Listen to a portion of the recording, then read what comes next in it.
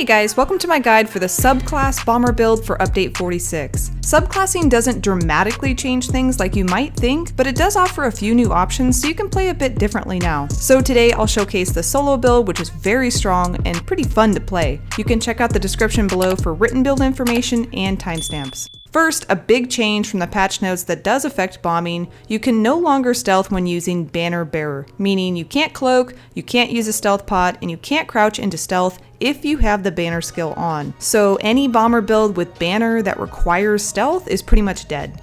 This is unfortunate because banner provided a lot of burst, but not being able to use it does free up some bar space for some different skills.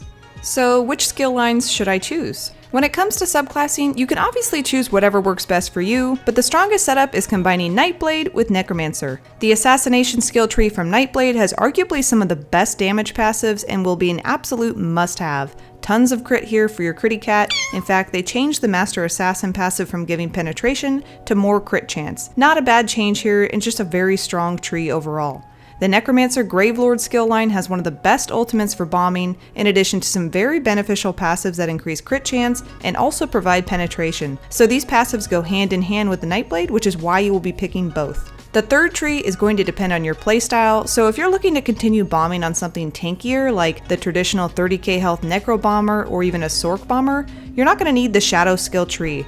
But if you want to optimize burst, which this build will do, then you're going to end up being squishy, so you will need to take the shadow skill line for cloak. There are also some very useful passives aside from just cloak, like recovery, max health, and mitigation, which are going to help you stay alive. Adding a new subclass of course means that you have to give up a skill line too, so by making this combination of Assassination, Gravelord, and Shadow, we will be losing the Siphoning skill line. This means saying goodbye to Soul Tether and a very strong skill line which actually got buffed. They increased the Catalyst passive to 30, which helps gain ultimate for bombs, so it's really hard to drop this one, but Cloak is more valuable than ultimate, because if you can't stay alive, then you're not going to bomb anything. In terms of the gear, there are no changes in the patch notes for the sets, so the build setups for Dark Convergence and Rushing Agony remain the same. Pause here if you're not familiar with it, but just know that all of this is in the description of the video too.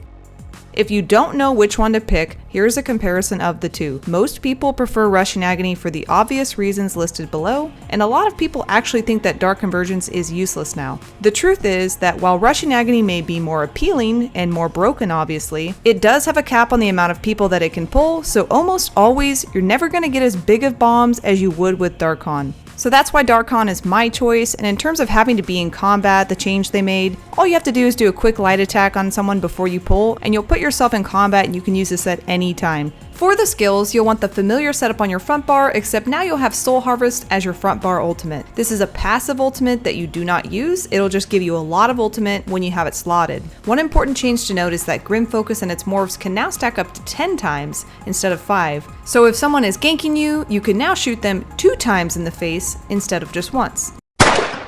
The Relentless Focus morph will give you more damage, and the Merciless morph will give you a bigger heal if you rely on that bow proc to survive. On the back bar, you will use Pestilent Colossus as your ultimate and your main pull. If you want a soft pull, meaning a skill that can proc Darkon to pull people without using your ultimate, you can use Boneyard here. I'm a very big fan of soft pulls because they are so helpful to snatch people and throw them off of you, and also this skill gives major breach. That will reduce people's resistance, meaning you can penetrate them more. Giggity.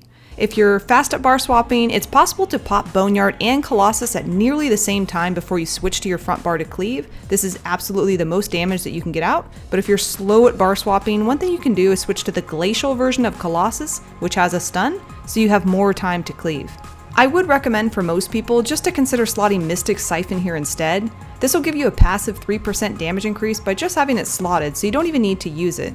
This does function as a soft pull for Darkon though, so if there's a corpse on the ground, you can pull with it too, or you can just use it from afar to get some recovery real quick. One final thing here, Concealed Weapon is just here for the speed buff and to defend yourself with, but if you are sitting safely in a keep, waiting to bomb, you should take off Concealed Weapon and put Contingency here instead.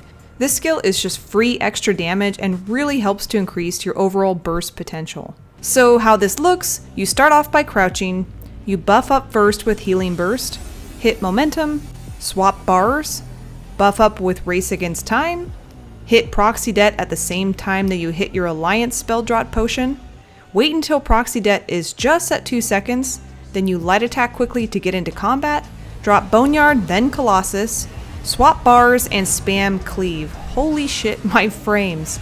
Always end your cleaves with the dodge roll, and then you can try to cloak and get away. If you just have Colossus and Contingency, it's basically the same. Buff up, swap bars, buff again, hit Proxy first, and then Contingency into a stealth potion, so Contingency is always the last thing that you hit. Light attack, drop Colossus, and then bar swap into cleave spam. If you'd rather use Rushing Agony instead, here are the skills. Of course, you need Lotus Fan to proc Rushing Agony, so you do lose a skill slot for another Necro skill that you could have used with Darkon. The same rules apply for Concealed Weapon. Keep it on if you're in the field, but if you're safe inside of a keep, exchange it for Contingency for more damage. Next are the champion points that work for both build setups. All of these points are the same, and they'll be in the video description too. Here are the basics for the build. None of this has changed because there is no reason to change what is already the best. Here's a stat sheet. We are fully buffed here, so this means after a 500 ultimate bomb, after coming out of stealth for the passive, and with the Grim Focus stacks full. The only other buff is the Cujo Kills Guild Tabard, which, as you know, gives you an extra 6.9% weapon critical buff by wearing it. Hell yeah.